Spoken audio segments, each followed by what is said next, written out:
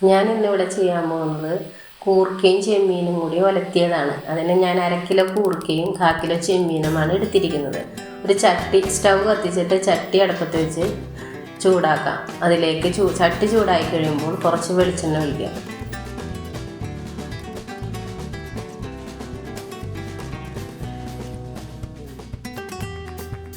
എണ്ണ ചൂടായി കഴിയുമ്പോൾ ഒരു 10-20 ഉള്ളി, ചുമന്നുള്ളിയും 5-8 അല്ലി വെളുത്തുള്ളിയും കൂടി ചതച്ചതാണ് ഞാൻ ഇതിലേക്ക് ഇടുന്നത്.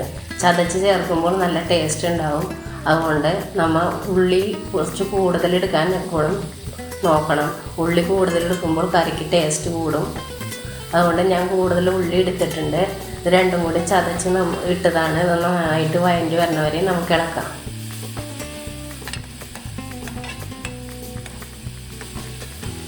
അത് നന്നായിട്ട് വഴണ്ടി വന്നിട്ടുണ്ട്. അതിലേക്ക് 2 പച്ചമുളകും കുറച്ച് കറിവേപ്പിലയും കൂടിയും ചേർത്ത് നമുക്ക് വഴറ്റിയെടുക്കാം.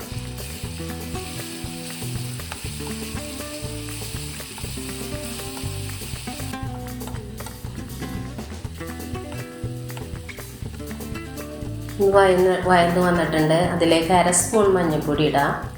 2 സ്പൂണും ചതച്ച മുളകാണ് ഇതിൽ ചേർക്കുന്നത്.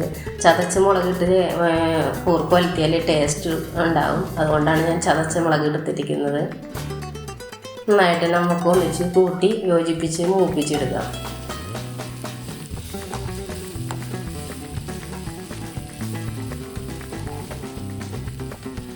അതിലേക്ക് ഞാൻ നേരത്തെ പറഞ്ഞ 1/4 കിലോ ചെമ്മീൻ, അതിൽ ഇടത്തരം വലിപ്പമുള്ള ചെമ്മീനാണ്. അത് നന്നാക്കി ക്ലീൻ ചെയ്ത് വെച്ചതാണ്.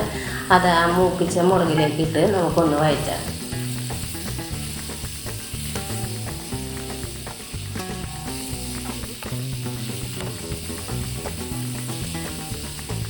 ഈ സമയത്ത് നമുക്ക് അതിനാവശ്യമായ ഉപ്പ് ചേർക്കാം. 1 സ്പൂണും കുറച്ചും കൂടെ ഞാൻ ഉപ്പിടുന്നുണ്ട്. പിന്നെ നമുക്ക് ആവശ്യമെങ്കിൽ നോക്കിയിട്ട് ഇടാം.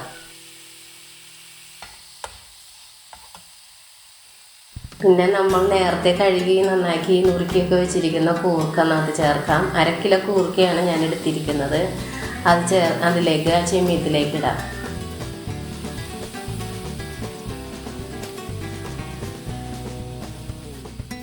എന്നിട്ട് നന്നായി നമുക്ക് ചെമ്മീനും അരപ്പൊക്കെ കൂടി ഇളക്കി യോജിപ്പിക്കാം.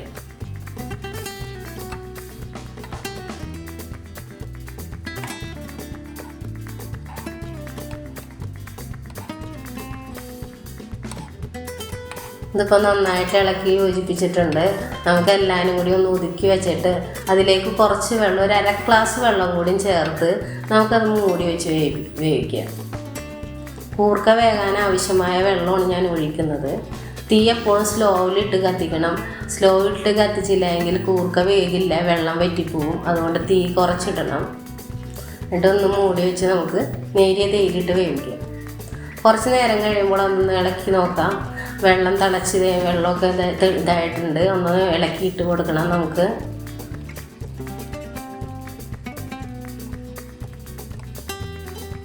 ഈ സമയത്ത് ഉപ്പുണ്ടാകുന്ന നോക്കണം. ഉപ്പില്ലെങ്കിൽ കുറച്ചിടണം. ഞാൻ ഉപ്പ് ഇട്ടത് പാകത്തിനുണ്ട്. അതുകൊണ്ട് വീണ്ടും ഇതിനകത്ത് ഉപ്പിടണില്ല. ഒന്നുകൂടി ഒതുക്കി വെച്ച് നമുക്ക് മൂടി വെച്ച് വേവിക്കാം.